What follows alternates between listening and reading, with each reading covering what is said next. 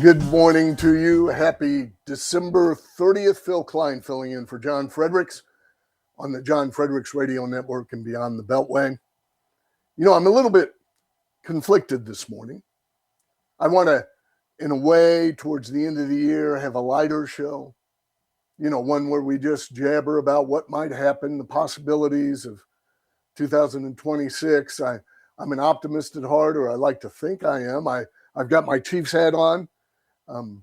I know that's limited optimism. I mean, we've earned the right to think that every year might be the year over the past decade with Andy Reid and Patrick Mahomes. This year's not good, but next year might be. I'm old enough, I'm going to be 66 years old tomorrow, that I remember Super Bowl I when we were whipped by the Green Bay Packers. I remember Super Bowl IV when we defeated the Purple People Eaters, the Minnesota Vikings, and then 50 years in the desert until Mahomes came along. A lot of frustration, almost matching the Cleveland Browns in futility. But now I can be optimistic about the Chiefs as Mahomes recovers from his injury.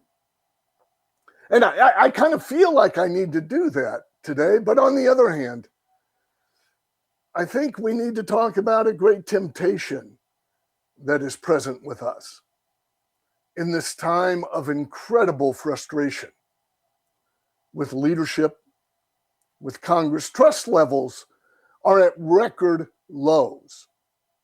Trust in the media, record low. Trust in Congress, record low. Those institutions which were designed to protect our freedom and our liberty, we have a dramatic lack of trust in those institutions. And that constitutes a crisis. And so the question becomes, how do you respond to the crisis? I've often thought in these times that the United States is one crisis away from making the right decision for dramatic positive change, or the wrong decision for dramatic negative change. And we kind of sit at this precipice. You know, a lot of nations in the world sit there right now as well. In Iran, you have hyperinflation, over 50% a year, real loss in purchasing power. You have such a water crisis that the main reservoir in Tehran can't be used right now, that they're actually speaking about evacuating a city of 10 million people, possibly starting in February, as water rations diminish. You have Russia with a mass exodus of people who are of fighting age, trying to avoid conscription, the draft into the Ukrainian war that is increasingly losing any support within Russia and forcing Russia to enhance its police state. You've got China, bellicose as it always is, but with great national debt crisis that is harming the standard of living, requiring a surveillance economy. You've got all these destabilized forces in the world moving around, and unfortunately, because of the lack of trust in our institutions, the American electorate is one of those destabilized forces. I think this has come about for several reasons. It's been a long time coming, but it's because we don't teach American values in our educational system anymore. It's because our media has been outsourced to various nonprofits on the left, foreign billionaire investment that puts together and packages the story, where media sees their job not at understanding the truth, but at pushing an angle, and the easy angle it is, where you have these good-looking, well-make-up people who read what's on a teleprompter.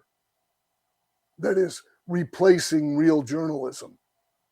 It's because we now go here which reinforces our fear and our false hope in purchasing things in government, our fear of anybody that's different, requiring that it results in that cave mentality where everything we say is parroted back to us to reinforce our current beliefs, where we have to exercise the discipline to go beyond and read what others are saying.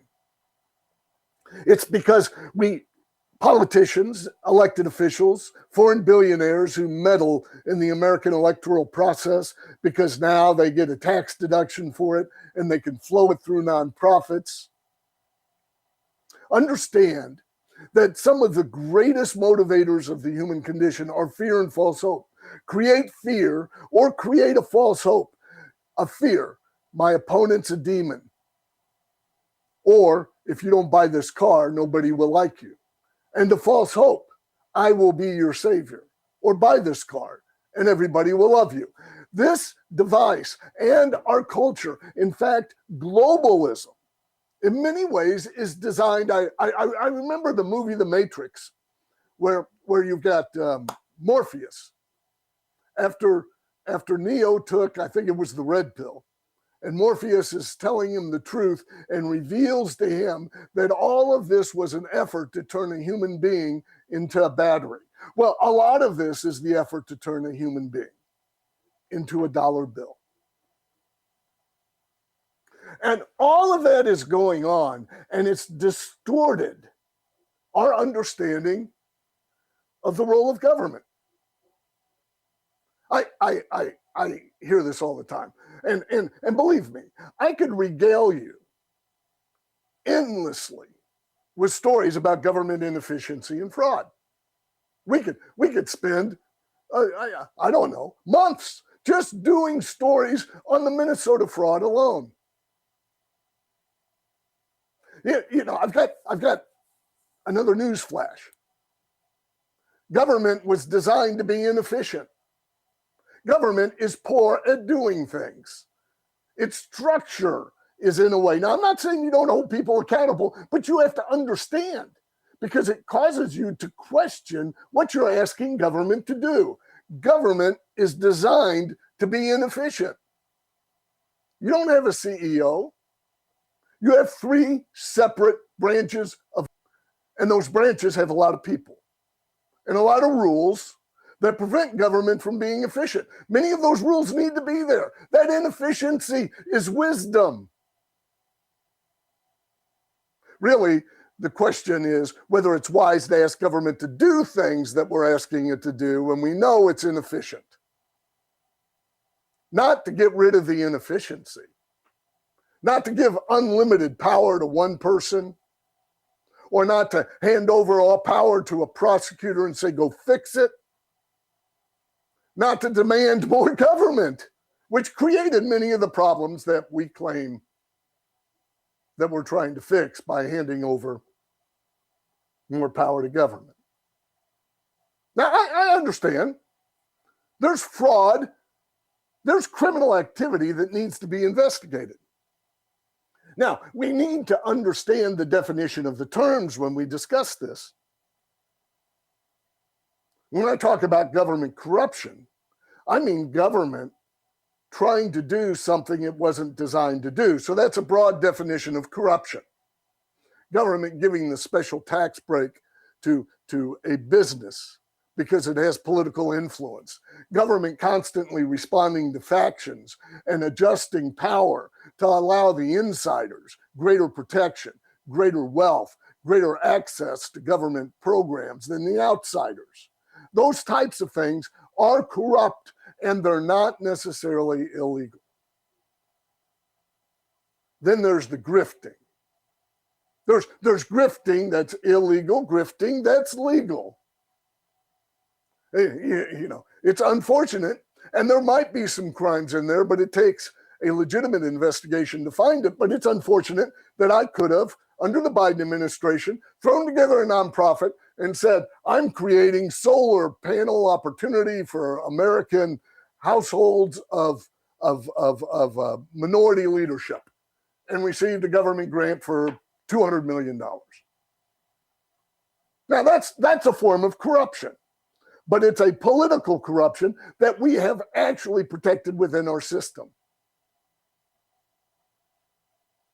because we elect the wrong people, because we don't take the time to truly understand what's going on and get engaged. We receive a mailing from somebody.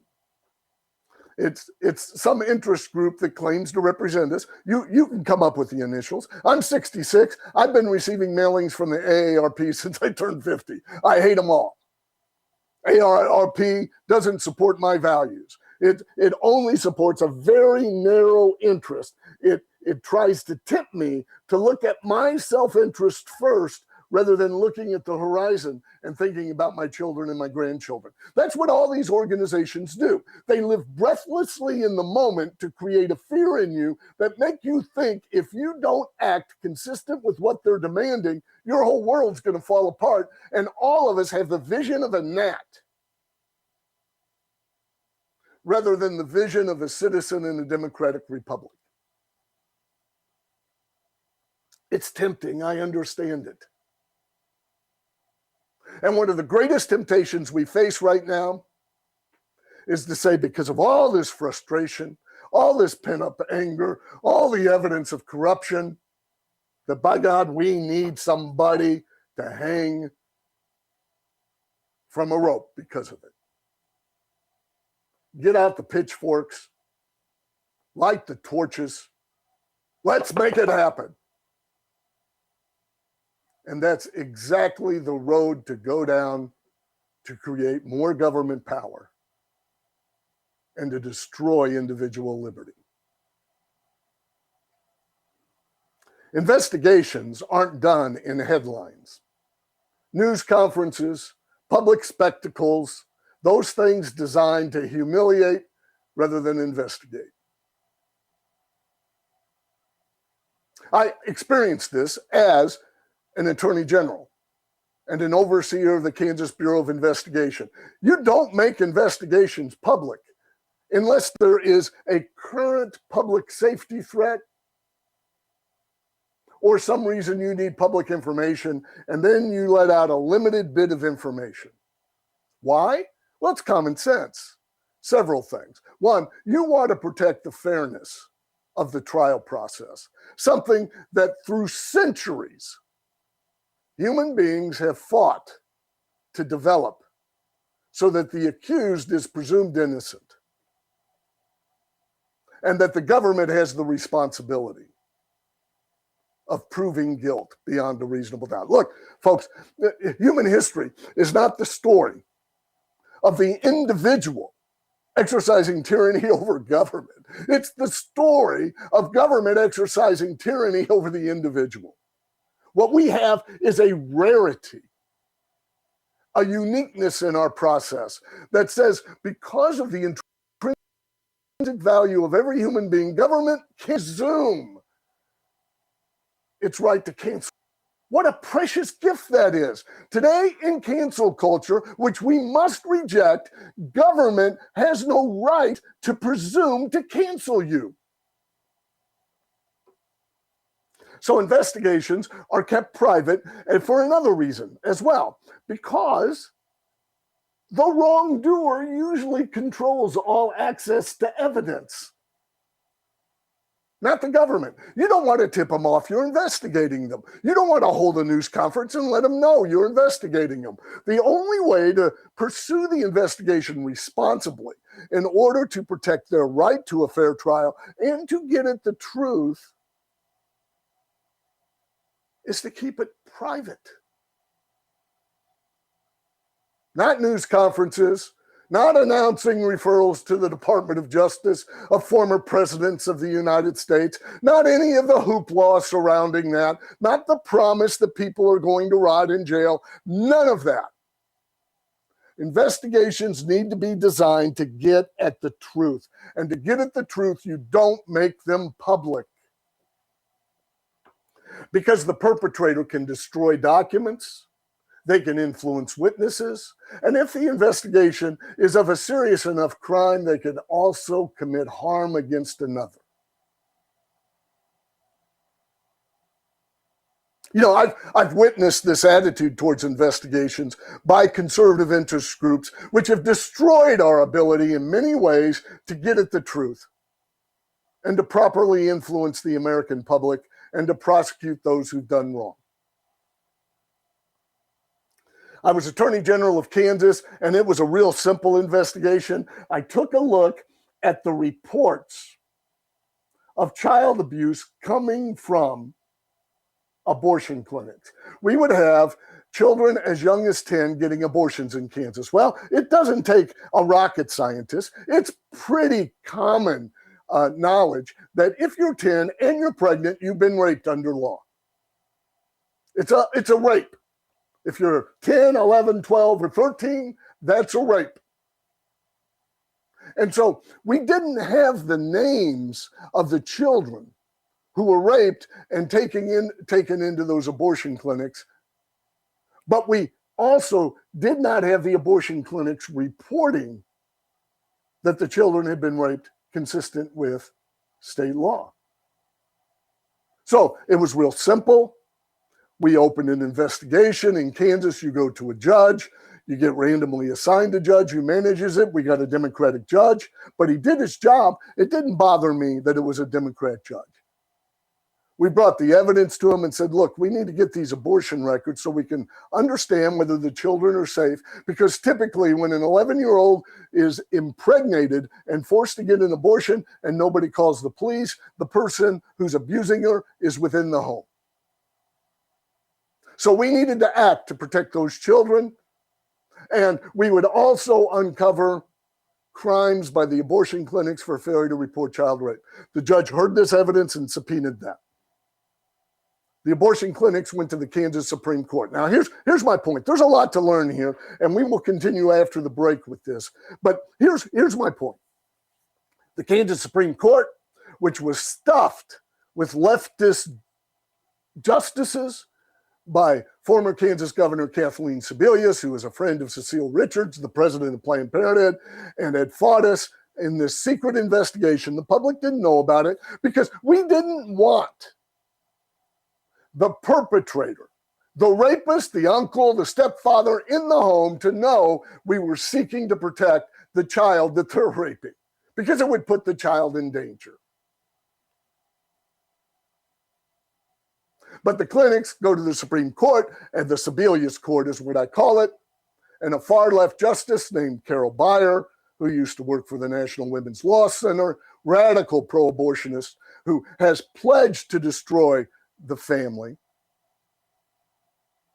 granted the clinic's motion to make the investigation public. And then, through a series of unbelievable maneuvers, sought to destroy me in the investigation. And in many ways did destroy the investigation and the resulting criminal charges that were brought against Dr. George Tiller and Planned Parenthood. And during this time, many of the national pro-life organizations did not help. They hindered the investigation because what they did is try to recreate the same thing, and they would find where there's something out there, and their aim was not the truth, but a news conference and email blast to raise money. You see, we take investigations and we convert it into efforts to move the political needle or efforts to raise money for our organizations, and in each way, we fail. Investigations need to focus on the truth. We have that responsibility. It is the proper way to do it. And we have to resist this weaponization against our political enemy and also monetizing these investigations. I'm Phill Kline, hopefully still the optimist. And we'll be back after this break on the John Fredericks Radio Show and Beyond the Beltway. Hello, Phill Kline back with you. Trying to be an optimist today, but warning you about a temptation, and that is to see all of this problem with government, created by government, and much of it has been created by government, and incremental growth where the American people have turned to worshiping government rather than respecting individual freedom, accepting personal responsibility, and placing their hope elsewhere, as in their faith, or in the exercise of their freedom towards their future. Worshiping government, creating this all-expansive government that's invaded into every aspect of our lives. Becoming frustrated with it, seeing the corruption in government, demanding more government fixes to the problem. I'm going to get to Tim, who's on line 1 from, I think, Orlando in a moment. But I want to give you an example of this, and it's Jack Smith.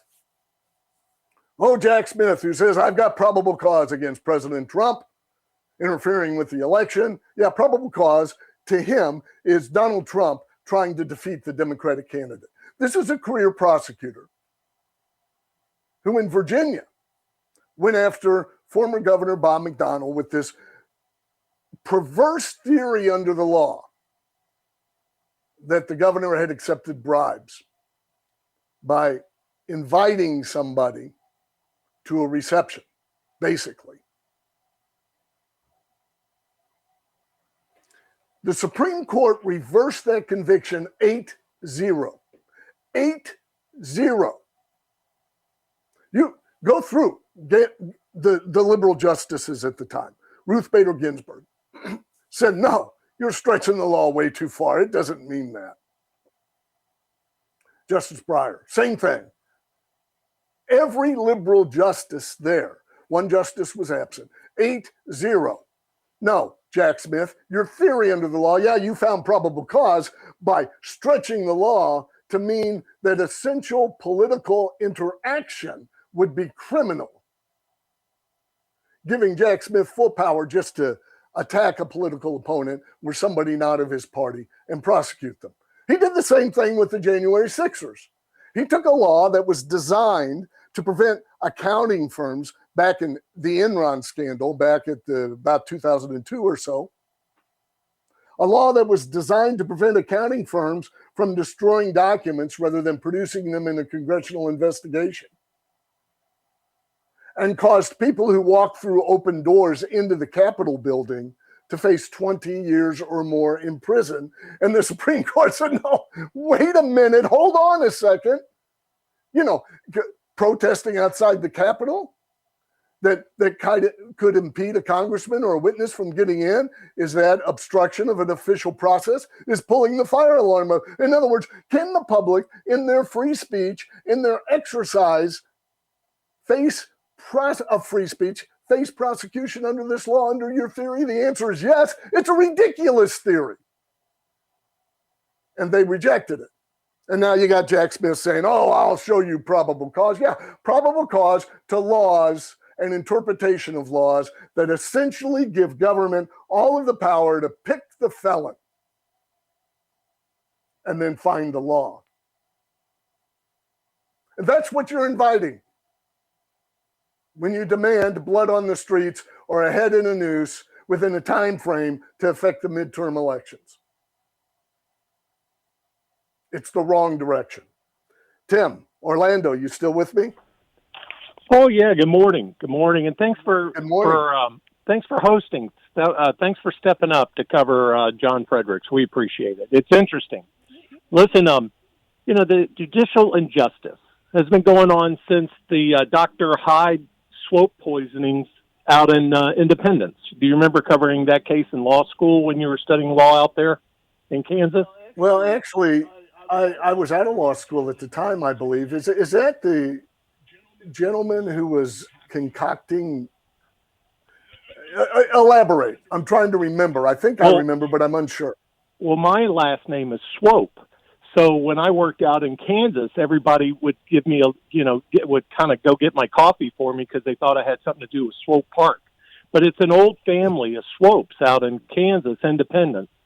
And the son-in-law decided he wanted all the money in the family. So he decided, he was a doctor, married one of the Swope girls. He decided to poison the whole family and get rid of them. So he started with their attorney. I don't recall this. Continue. Yeah, so they tried him 3 times, and it was a mistrial on every trial, okay?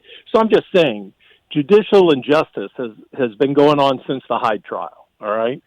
And, of course, we all fear a bloody Bill Anderson. We fear a bloody Bill incident again, a bloody Bill Anderson, right? We don't want that. We don't want that kind of violence. And so, but it's hard. It's hard to convince people that we're going in the right direction when you see the injustice and how judges are not allowing evidence and how justices aren't taking cases. And it's not been going on for just a couple of years. It's been going on since way before the 2020 election.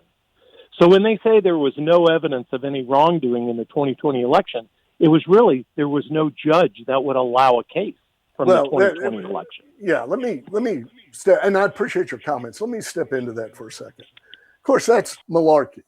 There's plenty of evidence to investigate in the 2020 election. And it's out there for everybody to see.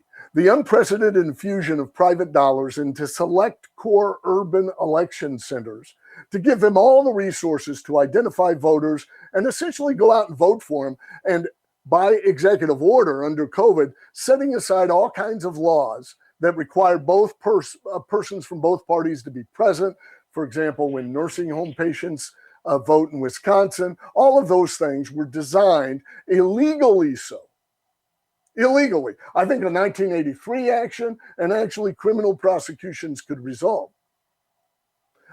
My organization, the Amistad Journey, uncovered much of this and started speaking about it early on, and we called for these investigations. It wasn't necessarily courts that were the problem. It was actually conservative interest groups that tried to monetize evidence before having the discipline to complete the investigation and overstating what the evidence proved. We would talk about concerns about the 2020 election, and then another group would hold a news conference and say this proves fraud, and they destroy the entire investigation because they overstated its value. And it didn't prove, it raised concerns demanding further investigation. You might have followed how the left went from there's no evidence of wrongdoing to no, there's no proof. Wait, you don't have proof of fraud before you start an investigation. See, they shifted the dialogue there to avoid any investigation of the 2020 election. And unfortunately, many of the conservative groups out there screaming about the election because they wanted to get on Fox News harmed the effort to get at the facts. You only prove that the fraud in that election if you follow the money, which, by the way, it's always follow the money, and here's why. Cavemen.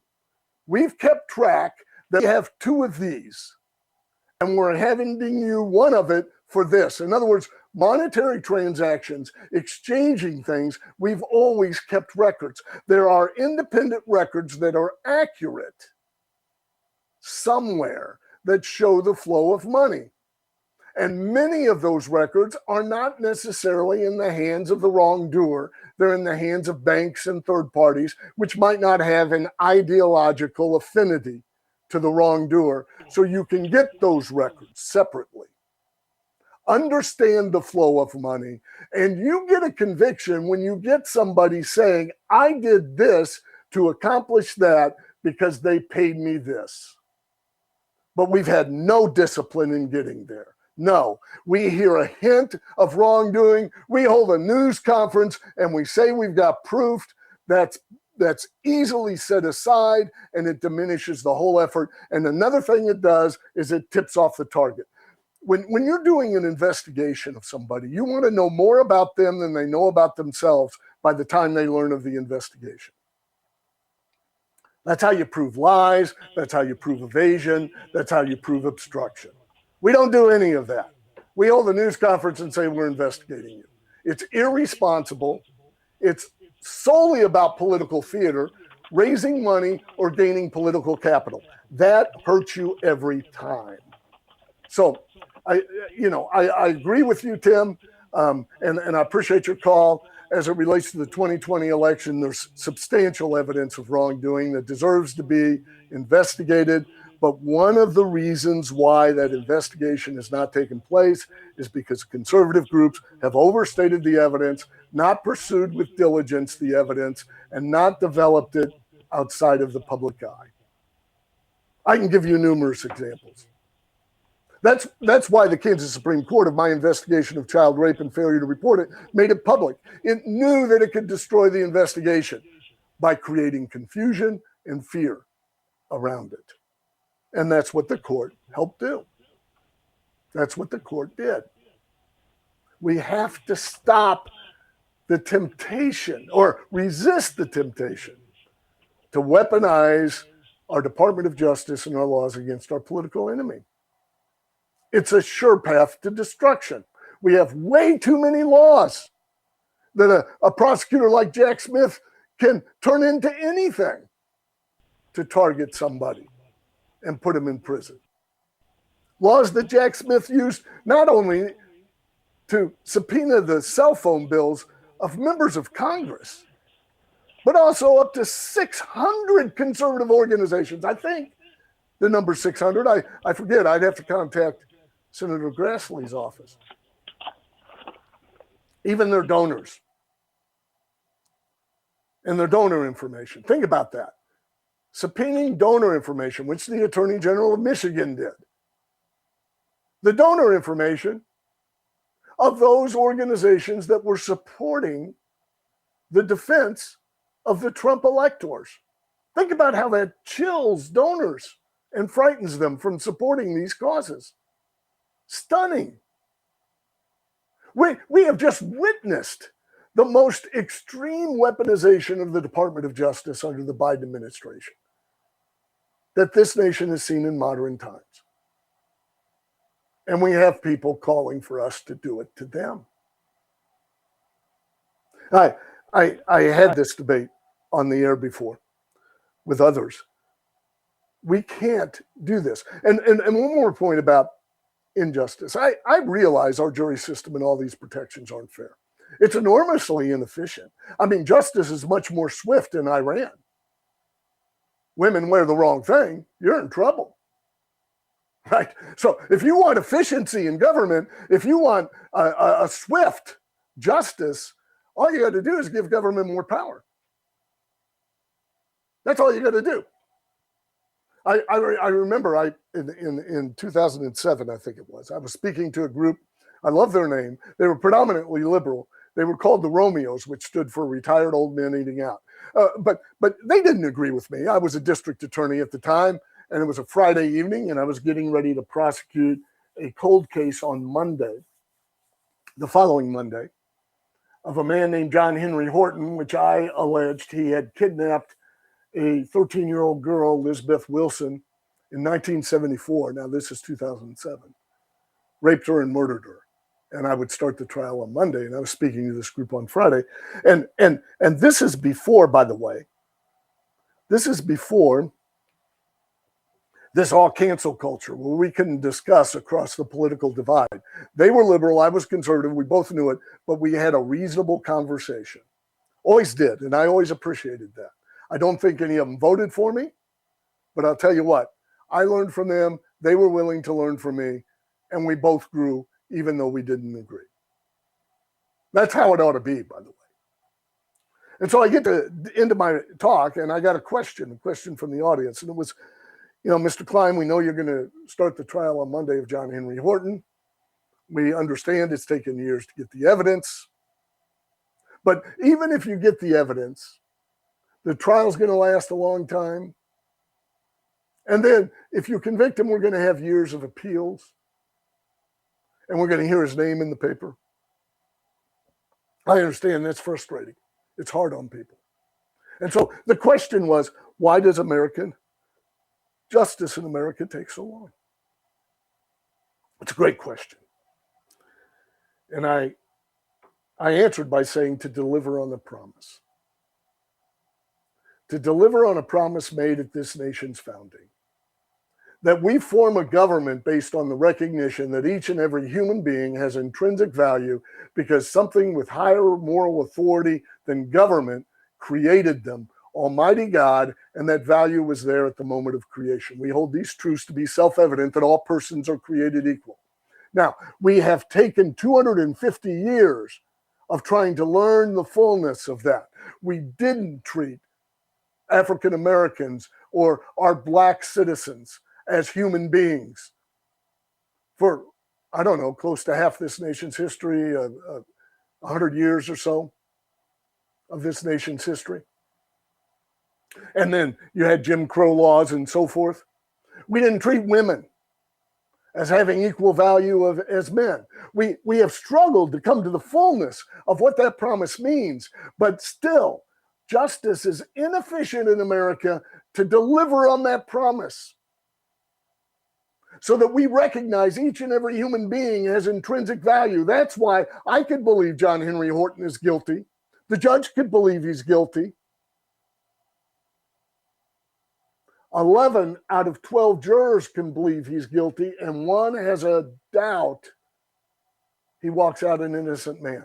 To deliver on that promise, you see, we have set up a system where government is not efficient. And what that means is if you worship that government to solve all your problems, you're worshiping in vain. And your frustration will grow. But that's where we are. We have a political class that tries to frighten us into giving it more power. And unfortunately, we got an American citizenry that is divided and distracted and thinks the answer is giving government more power. We must resist this temptation. We must not have a Jack Smith as a national prosecutor in this nation, taking and twisting laws to mean something that they don't to get a political target. We've got to stop the news conferences. We've got to damp out the torches, put away the pitchforks, and start pulling power back away from government.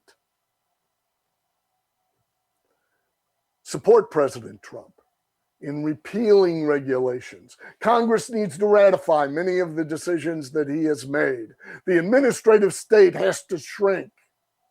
Yeah, we had all kinds of gnashing of teeth regarding the government shutdown, but the government nor America failed because there's still enough freedom and entrepreneurial spirit and go get it attitude in America for it to survive without the pampering hand of government at every decision and stage of your life. It's challenging, but we need to reverse this course,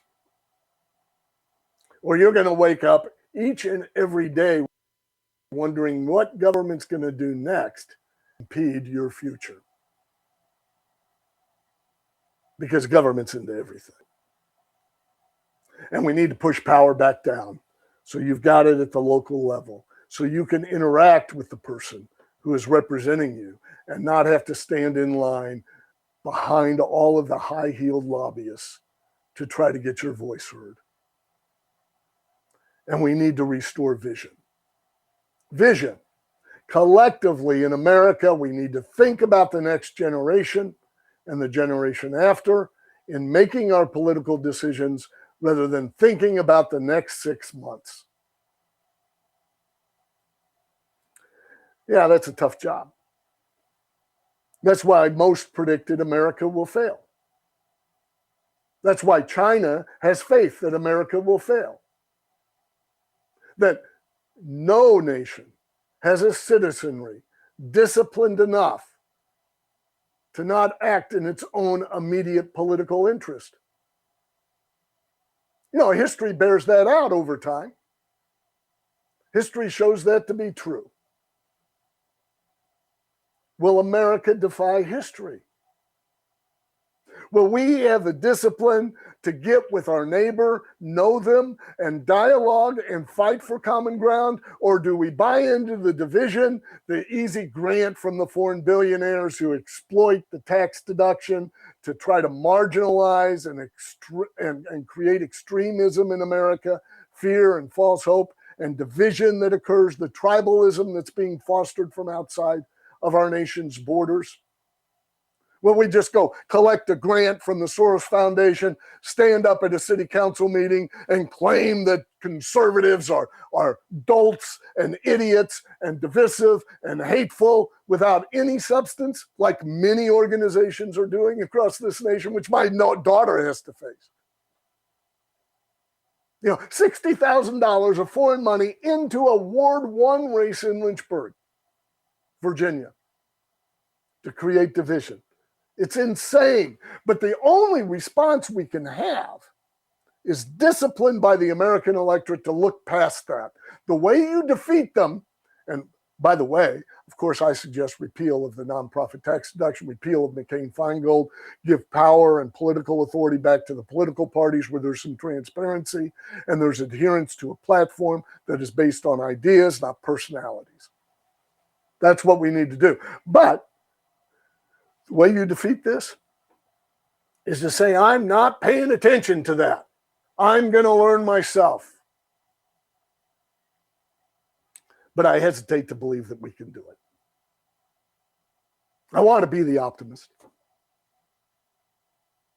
I remember going to chambers of commerce, and chambers of commerce, by the way, have long ago left the Republican Party. They've long ago left principle, and it's about providing special benefits for their high donor members. So big business has gotten into the big government game because then they can manipulate the government to get an advantage over their competitors who don't have the capital and access to government. So I go to chambers of commerce, and I was chairman of the tax committee, and I was talking about reducing taxes. Now, the reduction in taxes, I wish I could have gotten more. I wish I had the throwaway to do what Trump was doing with Doge, but I didn't. So I wanted to constrict government growth to about the rate of inflation, which would have allowed us to reduce tax rates. Not an overall reduction in tax burden, but reduce tax rates. Because government was getting a windfall due to inflation because tax rates were not indexed to inflation. And I'd go to the chamber, and they were uniformly against the tax reductions of the rates. And here's the argument I would give. Mr. Kline, don't cut my taxes now, because there might be an emergency or some reason later where government needs the money, and you'd have to raise my taxes later. I'm stunned by the stupidity of that still today. I remember my response. I said, well, no, wait a minute. If you came to me as my employee and said, look, don't give me a raise now because you might have to reduce my salary later if the business gets in a crisis, I'd fire you for stupidity.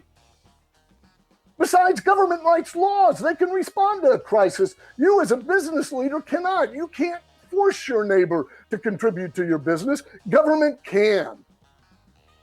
My goodness, we have lost our understanding of government in this nation. Phill Kline, filling in for John Fredericks, coming back, talking about resisting the temptation of giving government more power to solve these problems. Happy New Year's Eve. Phill Kline filling in for John Fredericks, who will be back with you tomorrow, discussing with you resisting the great temptation of worshiping government, trying to solve all problems through government, and using government to punish and hurt political enemies. We go down that path when we have an America whose citizens aren't willing to defend the freedom of those with whom they disagree. We are on the path of destruction, proven through history, in which peoples destroy their own liberty in the false hope that more government solves the problem. Now, I'm not against accountability. I'm really not. I'm not against legitimate, disciplined investigations. But in this age of make money, get on the media, be seen on Fox News or CNN in order to be relevant, we don't have real investigations.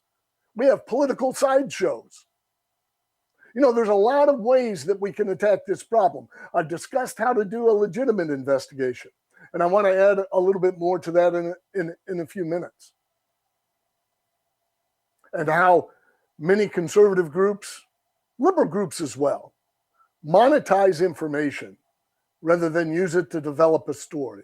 They take one link in the story and try to make it the entire story, and they get on the news, they send out email blasts, they raise money for their organization, and then it all collapses in nothing because you can't prove guilt to a reasonable person without having all the links of the story. And many of those links during an investigation are controlled by the target of the investigation. You have to be smarter. You have to be disciplined. And the aim needs to be the truth, not a news conference. So I want to explore that and unpack it for you a little bit. I remember, after I became Attorney General and after I got into all of this fight over abortion records and the investigation of failure to report child rape, which they weren't. Abortion clinics were not reporting child rape. Hundreds of children in Kansas who were raped were not protected because of the Supreme Court and Governor Sebelius's interference with the investigation and their unethical conduct in preventing it from the evidence from ever coming to court. That's a lengthy story about how our Supreme Court weaponized ethics and weaponized the law to try to defeat an investigation for political purposes. It's a lengthy story. But the Supreme Court, one of the things they did to make the investigation something that they could attack is they made the investigation public. An investigation into the potential of family members raping family members, they made public so that the rapist could know about the existence of the investigation. Stunning decision by the court. Stunning to allow that so they could then start piling on and destroy the investigation. But one of the areas that hurt me as I tried to pursue the truth here, which is what investigations need to focus on, were all the national conservative groups, with the exception of a couple. And I'll mention the Thomas More Society, Tom Brecka. I couldn't have survived what we went through without them coming alongside and supporting me. They do some, I can't praise them enough. And some of these other organizations do some good things with what they do. But when they get into areas they don't understand, they do more harm than good. And so suddenly all of these conservative organizations started taking out scanty evidence of a child who was forced to get an abortion who may have been raped. And rather than trying to pursue a strategy of getting at the truth, working through the right people to get at the truth, knowing the prosecutor, knowing the lay of the land, making wise decisions where you bring the evidence, keeping it private, they would hold a news conference.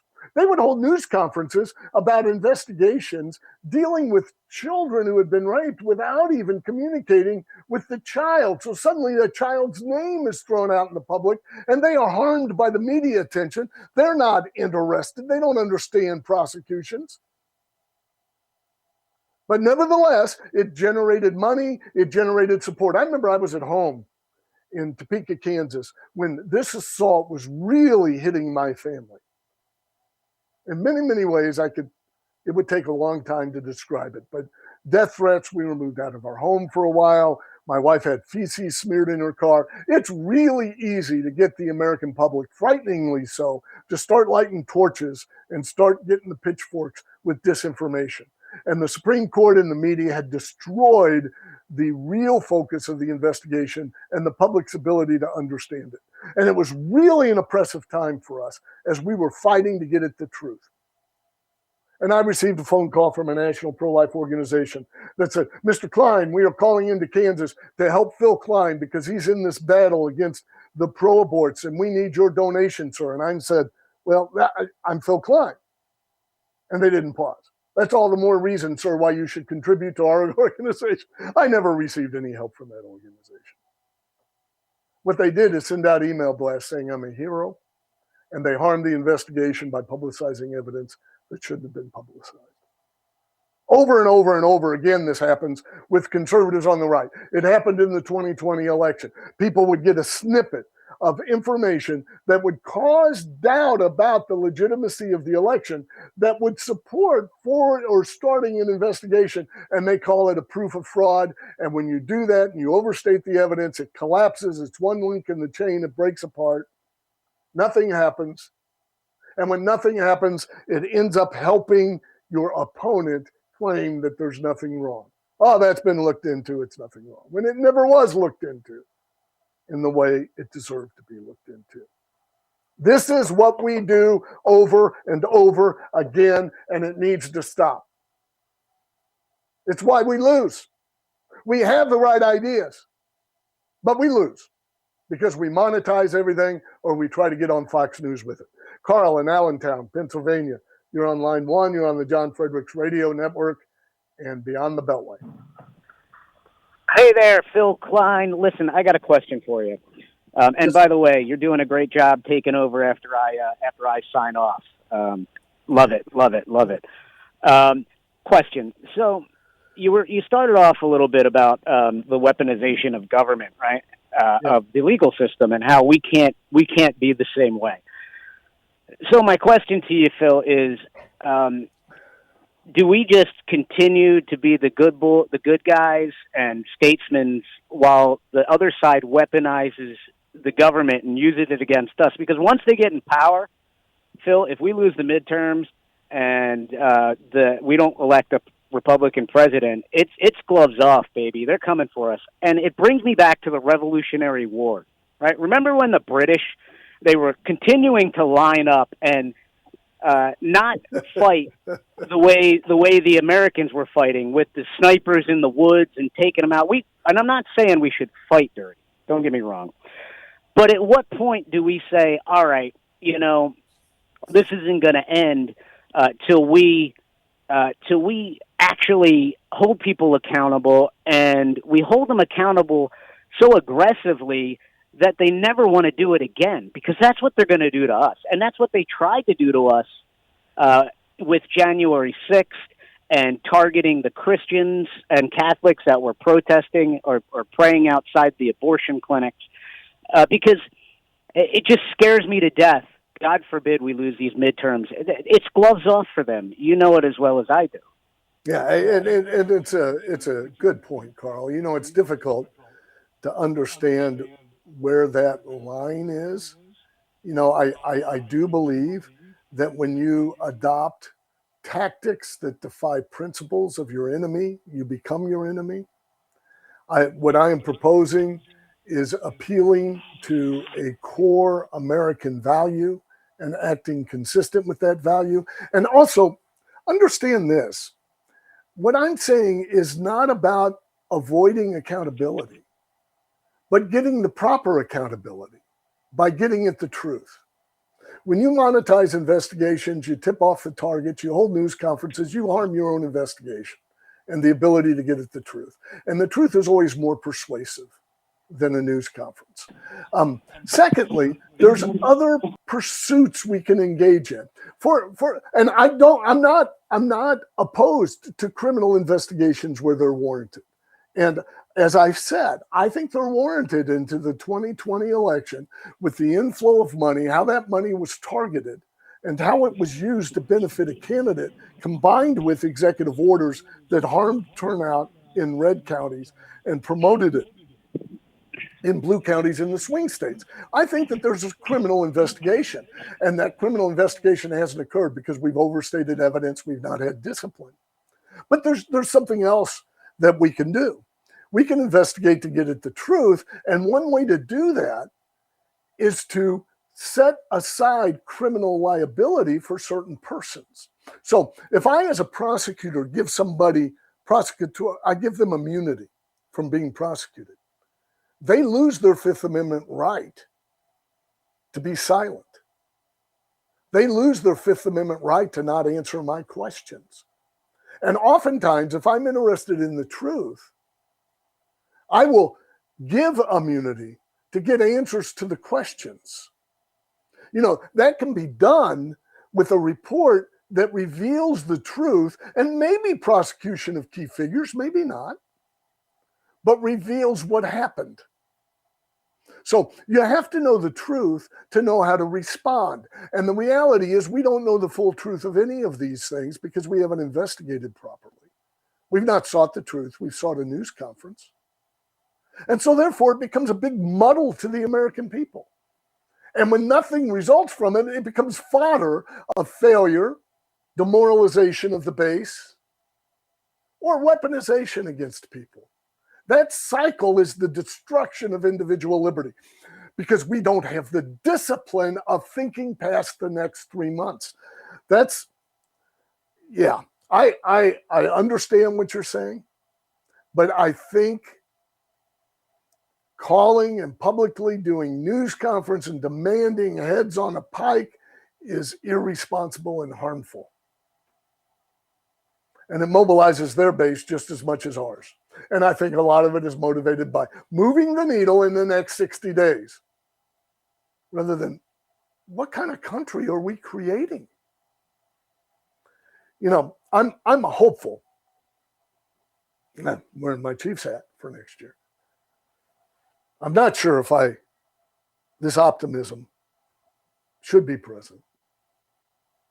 But in this crisis, and we're in a crisis right now, we have a nation and an electorate that doesn't know who they are because our political discourse has been destroyed, much of it by foreign meddling, foreign billionaire money into nonprofits throughout the United States. Look, America, I'll say it again, America was charitable before 1917 when the tax deduction for charitable giving was created by Congress. We need to eliminate that because now the middle class is subsidizing foreign billionaire engagement in education and political debate. And it's destroying our nation by creating tribalization, teaching Americans that they're victims, that the only answer is to protest against government rather than to pursue their own hopes and dreams with the liberty that our government should protect for us.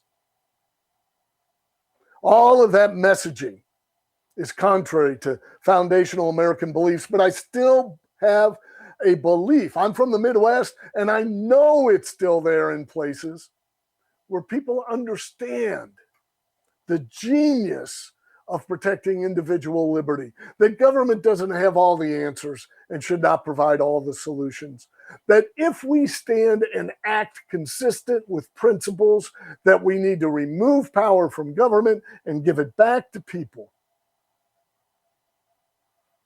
that hopefully will prevail.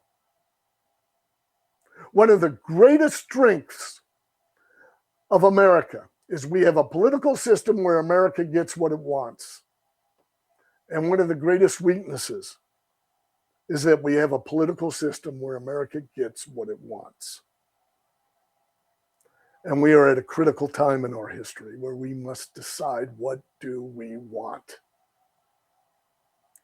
Do we want endless wars of recrimination, of news conferences and public spectacles of humiliation?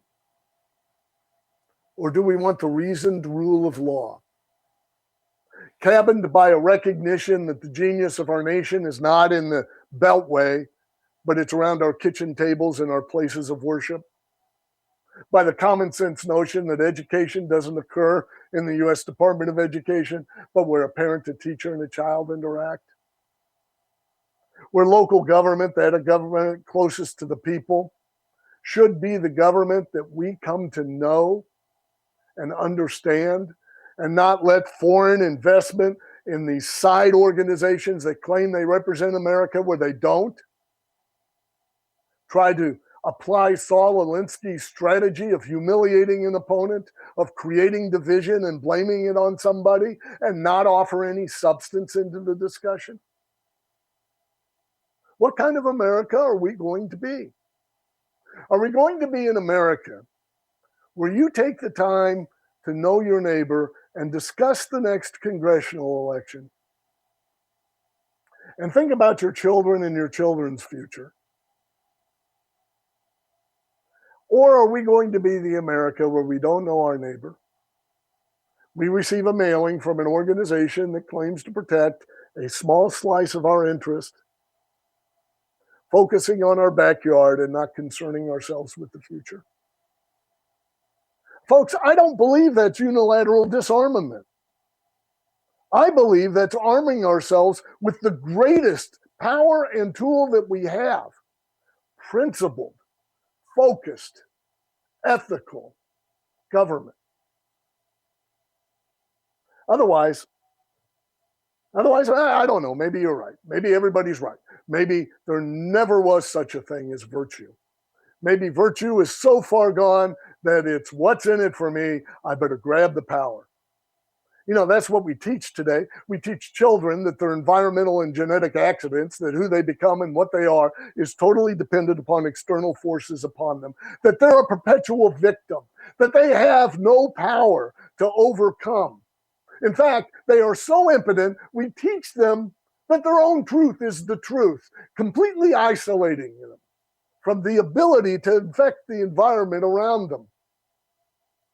And then we're surprised that they grow up and they say, I'm a victim, so I demand recompense. I demand your money. I demand this law. I demand this change. We are breeding our children and inculcating them with values that teach them that they better go to government and demand a fix, or they'll continue as a victim, creating a dependency. Because if we can create that dependency, if we can create that fear, my gosh, the access to manipulating government power for personal wealth is tremendous. If we can get people to believe in government more and worship it more. Look at COVID. We believe the government needed to tell us how far we should stand from another individual. Whether our mask should cover our mouth and our nose or just our mouth, even though all of the studies showed the mask didn't work prior to COVID. We shut down small and pop businesses with the lobbying effort of the big box stores where larger crowds occur, and then also created exemptions for those political donors, the big box stores, create in online programs, creating one of the most massive wealth shifts in U.S. history because we thought government had all the answers.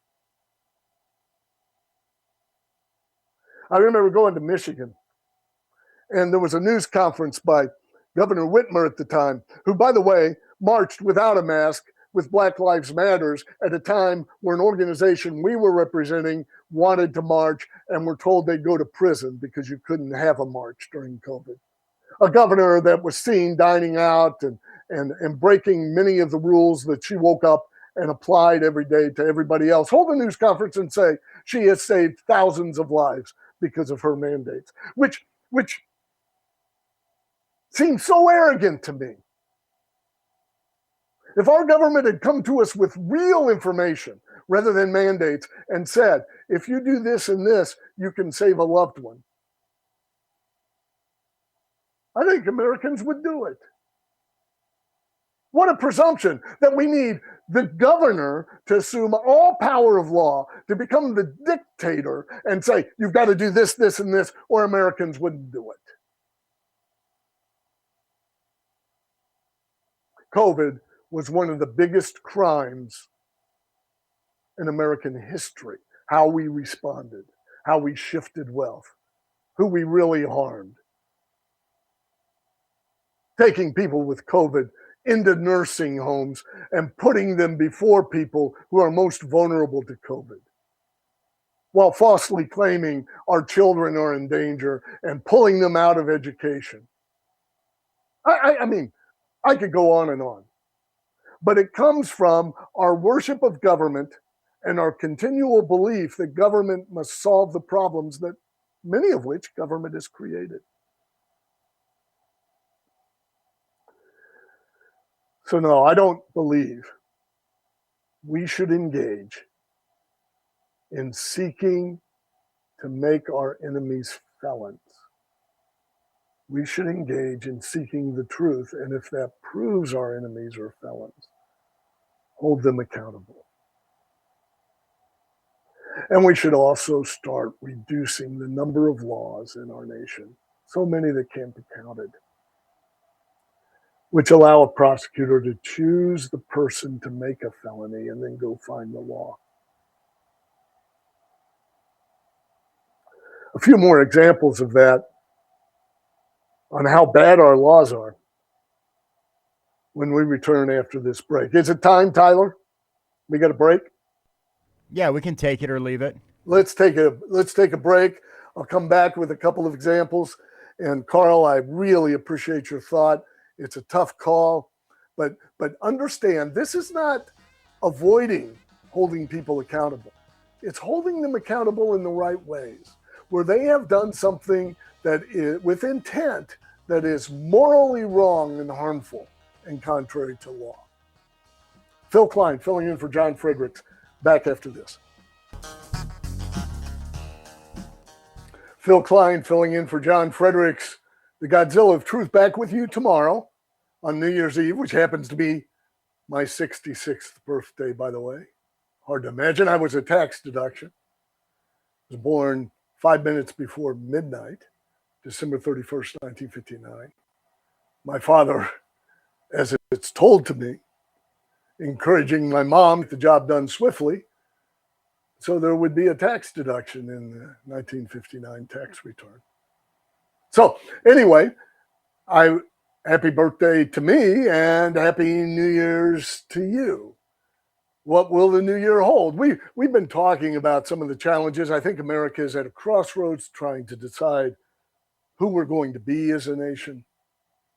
Rejecting globalism, focusing on America first, American values, because honestly, the governments of other nations of the world, although they've been strong allies and have adopted some of our approaches, don't have anything remotely connected to the U.S. Constitution, which has worked wonders through time, keeping the nation together in a consistent approach to respecting individual liberty and freedoms. Other nations don't have that. Great Britain doesn't have a First Amendment. They've got an Act of Parliament. And their laxity in that area is why people are getting arrested for praying. Some of that has happened here. It shouldn't have. But it's more rare. We're not in the situation that Canada is in these areas. So protecting our Constitution, promoting core values is what we should do in our actions, our political decisions, and in choosing our leaders, and we must demand that they adhere to those values. I've given a couple of practical ways to do that. One is to repeal nonprofit deductions so foreign billionaires aren't subsidized by us in meddling in our politics. We need to repeal McCain-Feingold, give power back to political parties, which then build their platforms and it's more accountable and transparent to the American people, rather than shifting all this flow of money outside of the political process, which is what we did when we adopted what former U.S. Senator John McCain thought was the fix of all things. And I wanted to give you an example of overcriminalization. Now, I'm going to borrow from Chief Justice John Roberts from a speech he gave and an example. By the way, Chief Justice John Roberts, who condemned Jack Smith's bizarre interpretation of law when he charged former Virginia Governor Bob McDonnell with a crime, and also joined in condemning Jack Smith in his bizarre interpretation of law, a law that was designed to prevent accounting firms from destroying evidence of fraud that was subject to a congressional investigation, Sarbanes-Oxley, which was passed in 2002 in response to the Enron scandal, and taking that law and applying to people who walk through an open door into the Capitol building and striking down that interpretation. Yeah, Jack Smith, you've got probable cause to laws that you've perverted beyond recognition to achieve a political objective. Showing the danger of when we weaponize law against the American people. I don't think I need to remind you how frightening the weaponization of the Department of Justice was under President Biden. I remember going to Washington, D.C. and visiting Washington, D.C. during this time, or having business up there. And I remember all the barbed wire that Biden erected and all of the National Guard there protecting the government against the people. It reminded me of the attitude of the left. that the primary problem is not government, the primary problem is you, the American people. So just give government more power, more faith, more worship, more wealth, and we will fix all the problems, tell you what to eat, where you can go, who you can stand next to, what you can say, where your safe space is, the whole bit. We must be a party that rejects that wholeheartedly while rejecting cancel culture and this utilitarian, rejecting this utilitarian assessment that America is a democracy. In other words, you just mobilize the majority and you win on any issue. We're not a democracy. Democracy is the most anti-individual system of government in human history. We have the most anti-democratic document in human history called the Bill of Rights. It means if you disagree and with all 330 million of the other Americans, you still have a right to say it. That's anti-democratic. If you have a faith and you want to worship and everybody else disagrees, you have the right to worship. No, we're not a pure democracy. Democracy is two wolves and the sheep deciding what's for dinner. And the sheep always gets eaten. The United States Congress is not a citadel to democracy. It is restricted in its ability to affect you by its design because its role is to protect your liberty, not to grant it to who it wants and reject it to who it doesn't want. That's an aside. Let me go to Chief Justice John Roberts' statement about the law. And let me give you an example. Let's say I've got a grandson. He's about 27 years old. He's a Chiefs fan. He's a wonderful young man. He's incredible. It's just a great thing to experience. And let's say he gets to be 8 or 10 years old and he decides he's entrepreneurial and he wants to have a Kool-Aid or lemonade stand in front of my daughter and my son-in-law's home. And so he builds a little deal. He brings out a table. He puts up some signage. He sits out there in a lawn chair. He's got this freshly squeezed lemonade. People are walking by and so forth and buying it. And he's got Dixie cups and he pours it in there and serves it. And then he has a trash can for the Dixie cups to protect the environment and prevent litter. And he puts up a sign that says, "Give a hoot, don't pollute." Well, that is misappropriation of a federal slogan for which you could have a $10,000 fine and up to a year in prison. That's Woodsy the Owl. It's a federal slogan.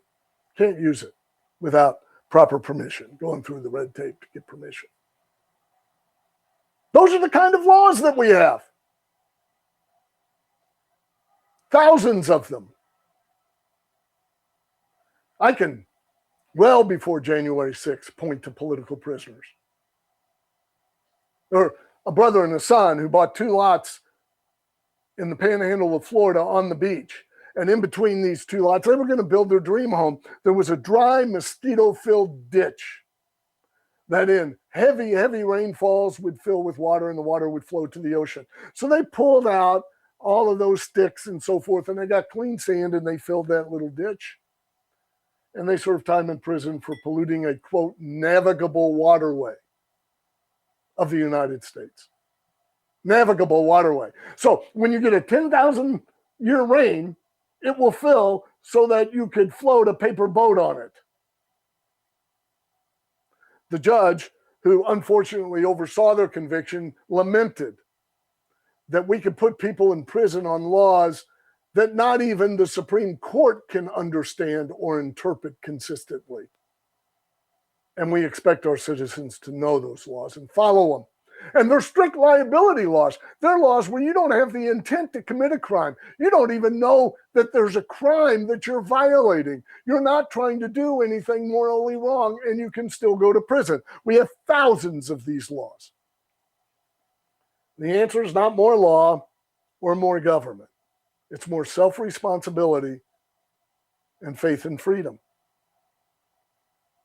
That's the party that we need to build. And if it doesn't resonate with the American public, and to resonate with the American public, you have to be consistent in action and consistent in speech. If it doesn't resonate, then we're lost. then we're lost. If it doesn't pierce through all of the factions and self-interest of what's in it for me right now, not worrying about tomorrow, well, then the biblical warning will come true. A people without a vision shall perish. That's been proven throughout history. But I don't want to end with a downer. I want to be an optimist. So let me give you, hey, Tyler, are you there? Yes, sir. I'm going to give you the bet to make $100 to become a billionaire. Okay? For 2026. This is prognostication with risk. I'm not saying you should make this bet. I'm saying this is the bet in which you could become a billionaire if it all comes true. It's called a parlay bet. That's my understanding of it. I'm not a real bettor. Every once in a while, I'll buy a lottery ticket, which is nuts because it's 1 in 292 million or something that I'll win. But I do it because it gets up there. And I think, oh, it'd be nice if the Lord would trust me with $1 billion. He's not chosen to do so, probably wisely. But here's the bet, okay? We're going to bet on the 10 long shots. And if you put in $100, and you win, you'll gain $1 billion to $10 billion. And I'm going to tell you this bet, and then I'm going to ask you for your prognostication for 2026. So here it is. The White Sox to win the World Series. Chicago State University winning the men's and women's national basketball championship. Liberty University, I chose my university. They got a decent football team. They might have a bowl game or so, but they are a long shot for a national championship and winning the college football championship. The Browns to win the Super Bowl. The Wizards to win the NBA. Burnham Square to win the Kentucky Derby. Pato Award to win the Indianapolis 500. The Florida Panthers to win the Stanley Cup. And Kamala Harris to win the 2028 presidency. That bet, if it came true with $100, would net you between $1 billion or $10 billion. So are you in? Yeah, I'll take that bet. I'd put $100 on it, but I know that's like the biggest long shot in the history of long shots. It is. You know, it's amazing. In fact, I would be voting for Kamala. Well, that's a good question, Tyler. If all these other things come true, because the last one is the presidency, if you're sitting there and you've got the first 9, I mean, the White Sox win the series, the Wizards win the NBA, Burnham Square wins the Kentucky Derby, all of that comes true, and you're going into the voting booth in 2032, and you've got between $1 billion and $10 billion on the line. Would you vote for Kamala? Oh, yeah. I mean, I'll turn Democrat for that. Now, let me ask you this. Do you justify it with the reasoning that some of that $10 billion you would apply to conservative causes to try to defeat what she'd do to our nation? No, I would go full-blown Dem. They don't get prosecuted for anything. Okay. Give me your predictions for 2026. Well, first of all sports would be Detroit. It'd be the Lions, right? The Tigers. Detroit's going to win everything. And why is that? Because they have the best team colors. You know what? Okay. For a long time at Liberty University, I did our Final Four bracket contest. And we had hundreds of people participate. And my wife won 3 times out of like 10 years. And that's because she did masketology. She had a complex analysis that involved, for example, real figures in history defeat unreal figures in history. That animals, if you've got an animal with a tail, that's easier for a human being like a knight to defeat because it can grab it by the tail. And so therefore they're going to defeat those mascots. Her masketology bracket And it's so complex. I can't give you all the rules. Won 3 times out of about 10 years. It was remarkable. So you do it by colors. Yeah, and this actually reminds me, I was listening to radio in Seattle a few years ago, and there's a guy he was in Michigan. Did you ever hear about that guy in Michigan who he aced the lottery? He knew how to win the lottery every time. Oh, really? No. Just from math. And he kept doing it and doing it. He would call his family over and he'd say, buy this. And he's like, I'm telling you, it's just going to keep reoccurring. This is how you win. And he kept winning. That's all. He was so good at it. And did they arrest him? I mean, it's not illegal. He was on the radio there. I think they even did a documentary on him. He said it's literally just math. It reminds me of you talking about your wife. He said it's predictable. You must have to be like some sort of genius to do it. Talk to John. Let's get him on the show. Let's hire him as an advisor. Right. Let's put a pool together. My goodness. You know, and I have to say this. I opposed gambling expansion when I was a state legislator because I don't think we ought to turn taxation into one that exploits the vulnerability of people. We ought to be accountable for what we spend by having to tax for.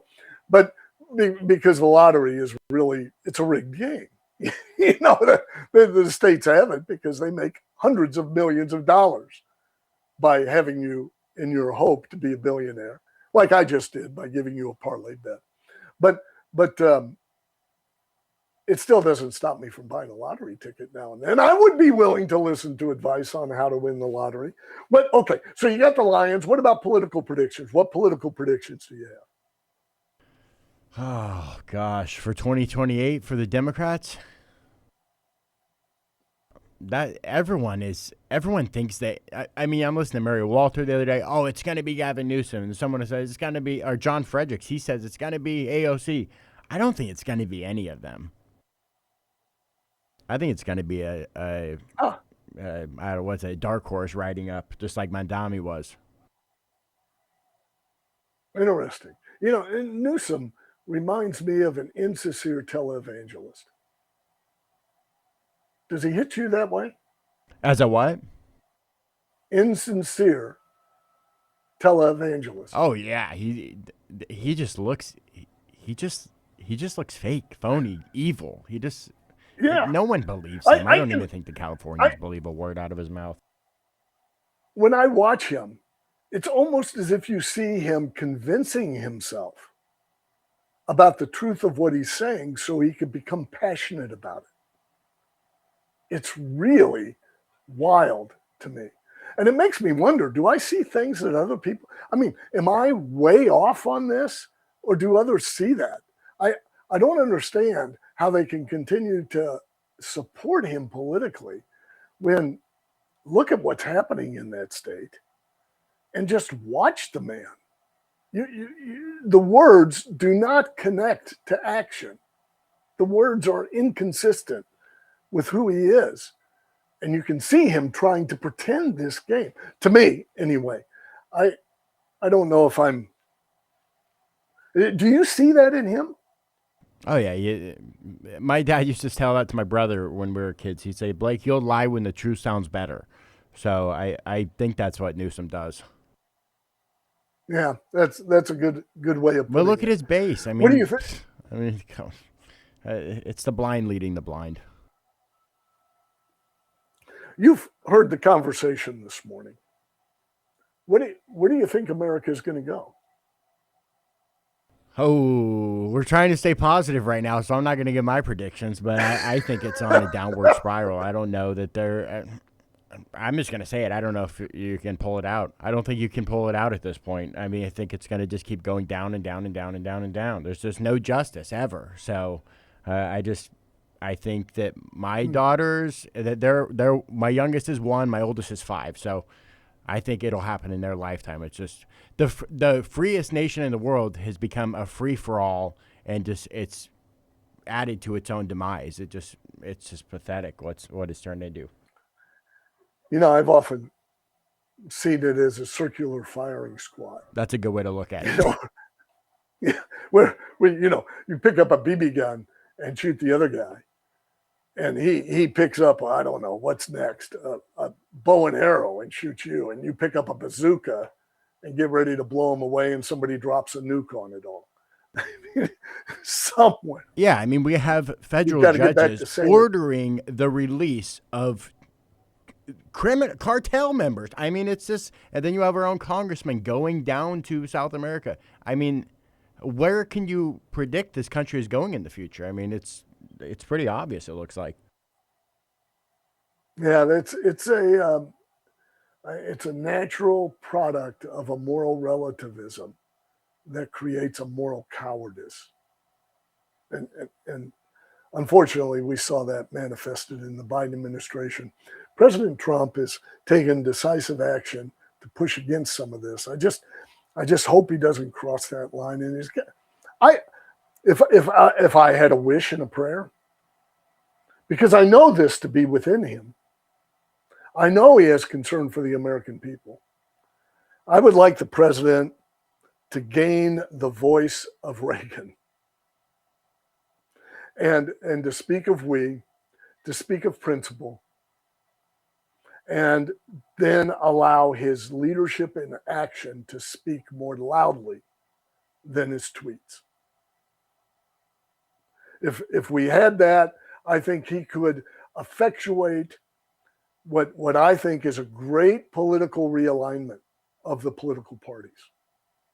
And the new majority Republican Party would be honed into these basic core American principles and have the support of unions, have the support of organizations which have not been a part of the Republican Party family for a long time, and would marginalize the influence of those huge conglomerates that influence government to its benefit and contrary to the interests of its own consumers. That would be the hope and dream. We shall see whether any of that comes true. Thank you, Tyler. Thank you, John Fredericks World. And the Godzilla will be back tomorrow on New Year's Eve to bring in the new year with you. I'm Phill Kline. Appreciate the conversation.